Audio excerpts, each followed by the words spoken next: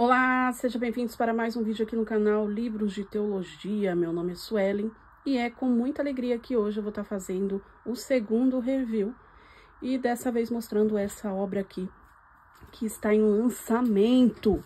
Mas antes, se você ainda não é inscrito aqui no canal, eu já te peço, se inscreva, ativa as notificações para vocês não perderem nenhum vídeo que eu vou estar postando aí no canal. Vamos para as especificações do livro. O nome desse livro é Comentário Exegético, livro de Deuteronômio. O autor é Eugene Merrill. A altura desse livro é 23 cm,7, a largura é de 16,5, a espessura é de 3,3, página 613, as folhas são brancas, o acabamento é de capa dura, editora Vida Nova, copyright de 1994, primeira edição, e no Brasil, 2025, primeira edição.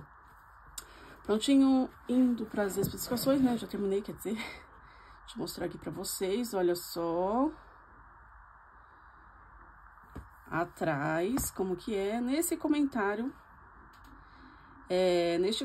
acessível e bem fundamentado, Eugene lança luz sobre os discursos de Moisés em Deuteronômio, destacando-os como um momento decisivo na história de Israel, quando o Deus da criação se revela como o rei do seu povo.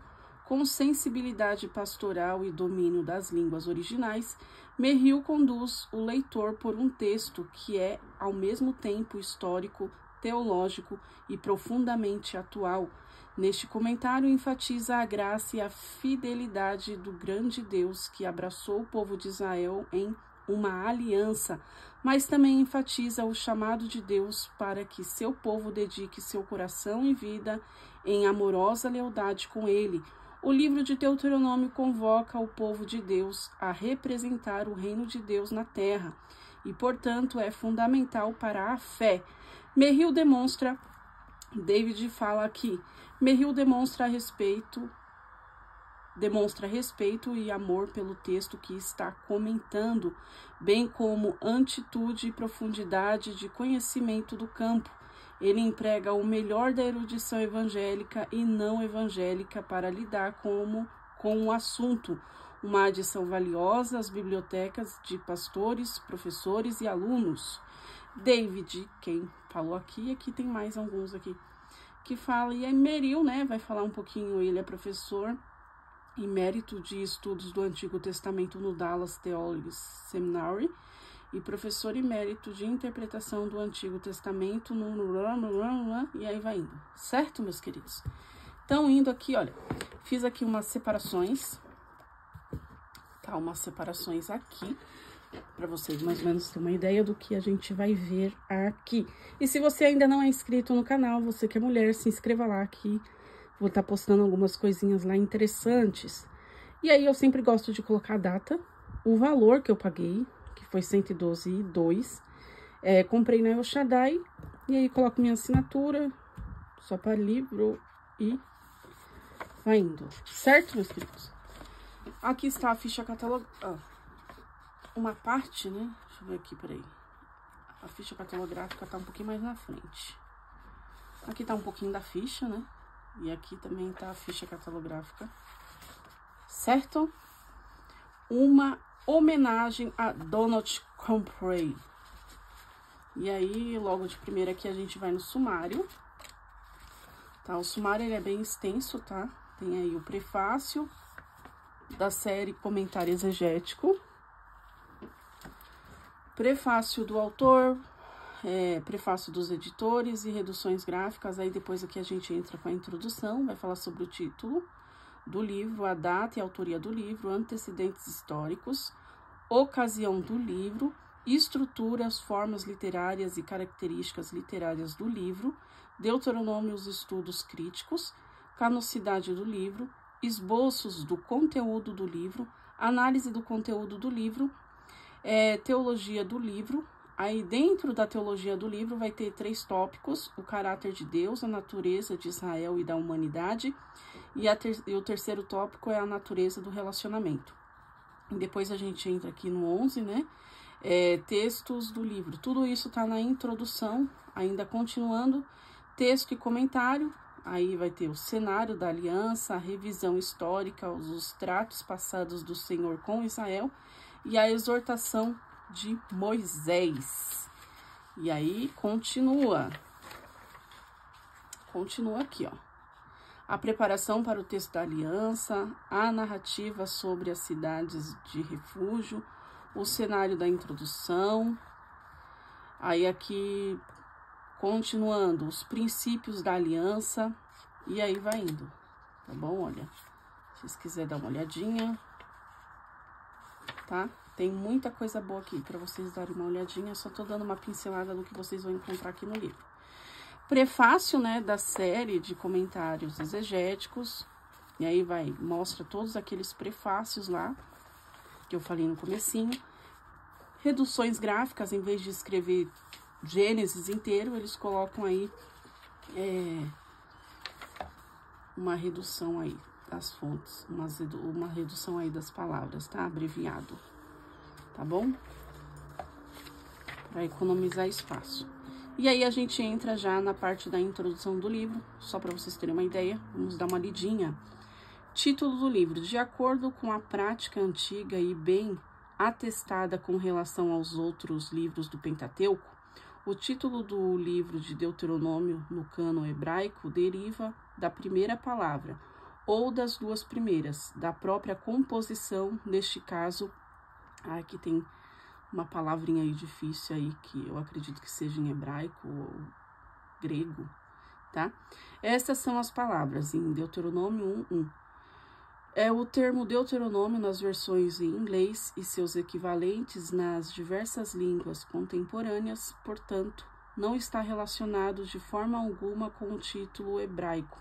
Antes, baseia-se em Deuteronomium, da Vulgata Latina, que por sua vez reflete o título da Septuaginta, Deuteronômio segundo a lei. Aí essa versão antiga, que entendia o livro como essencialmente uma repetição do Êxodo, baseou-se em Deuteronômio 17:18, e aí vai indo. Aí aqui mostra a data, tá? Então é um comentário aí exegético, tá? Que ele esmiuça bem. Aí, de introdução, tem tudo isso daqui, ó. Vai até essa página aqui, ó. 39, tá? Então, vai muito aí, do número 1 até o 39.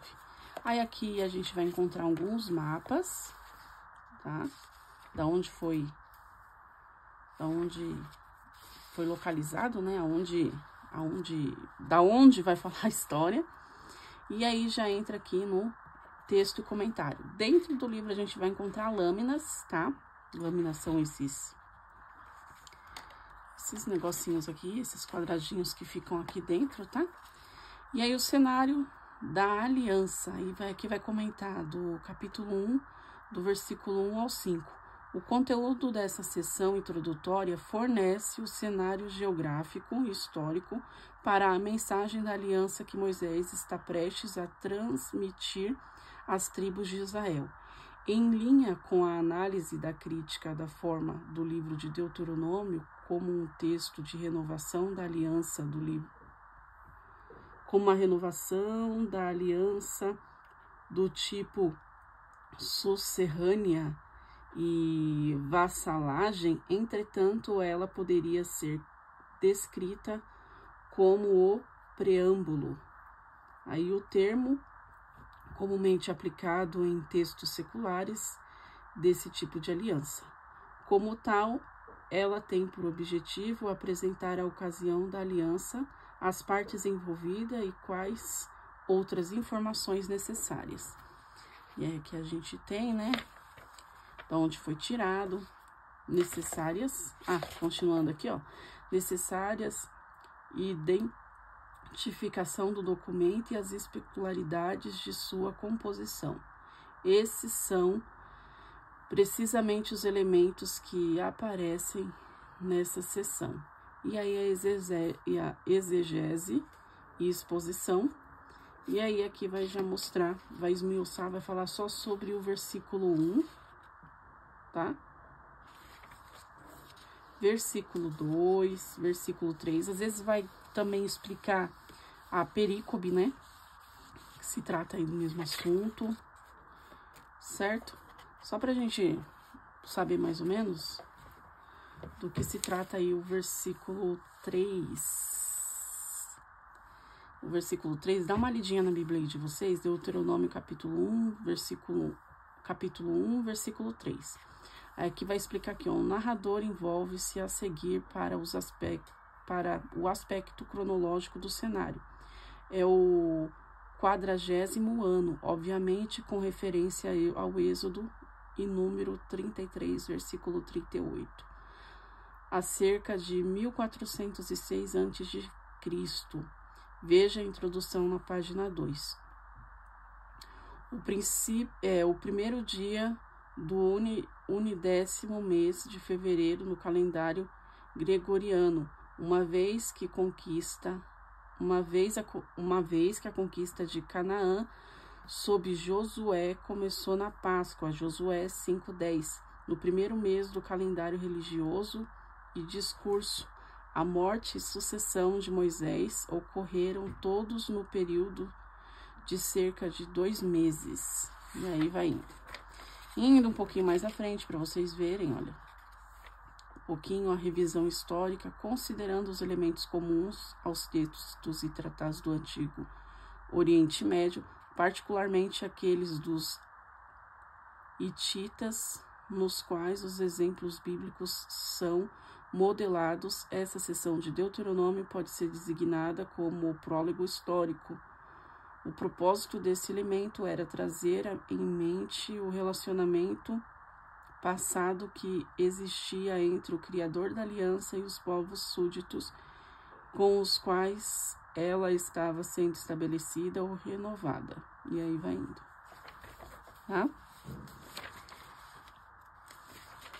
Então, indo mais adiante, separei aqui esse comentário aqui, que é praticamente o texto base do livro de Deuteronômio, né? Dando uma pincelada, no caso seria Deuteronômio 6:13, mas só que aí, como é em perícope, vai do 13 ao 15, que vai tratar do mesmo assunto. Quando Deus fala, não tereis outro Deus, né? E tal. E aí fala assim, ó, contudo, foi essa mesma bondade de Deus que levaria Israel ao sentimento de autossuficiência, um sentimento de que tudo que tinha sido feito fora, feito por mãos humanas, né?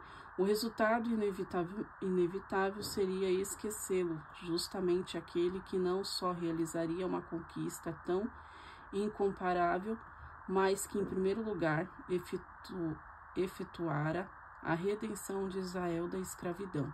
A única solução para esse lapso de memória era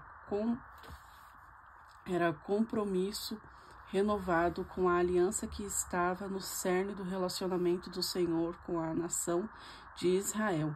Assim, Moisés ordenou ao seu povo que eles temessem, servissem e jurassem somente pelo Senhor, mandamentos que são permeados pela linguagem da aliança. E aí tem os textos bíblicos aqui. A dúvida persistente sobre o foco da aliança aqui é dissipada no versículo 14 e 15, que lembram inequivocadamente os 2 primeiros mandamentos do Decálogo. O não sigam outros deuses no versículo 14 é claramente uma reformulação do primeiro mandamento. Não tenha outros deuses diante de mim. E a referência ao Deus zeloso, ciumento, que julga e pune a violação da aliança, remonta ao segundo mandamento, que descreve o Senhor como tal e fala de sua punição do pecado. Pecar dessa maneira, a ponto de esquecer-se da fonte da bênção de Israel, significa convidar a maldição suprema da aliança, isso é, a remoção da terra. Certo, meu povo? Então, aqui, ó, indo mais adiante, tudo isso daqui é texto bíblico e tal, né? Texto bíblico não é explicação. A gente já entra aqui para o índice de autores e assuntos, tá? Tudo isso daqui é bibliografia, da onde é que tiraram aquele texto, referências bíblicas e tal. Indo mais adiante, a gente já entra aqui no índice de passagens bíblicas, tá? Todas as referências que foram dadas aí, todos os textos que foram aí explicados aí, tá? Tá certo, meu povo? Então, esse é mais um review. Eu espero muito que vocês tenham gostado. E se você ainda não é inscrito no canal, já te peço, se inscreva no canal, ative as notificações para vocês não perderem nenhum vídeo. Muito obrigada por terem assistido o vídeo até aqui. Não se esqueça de curtir, tá certo? E é isso. Tchau!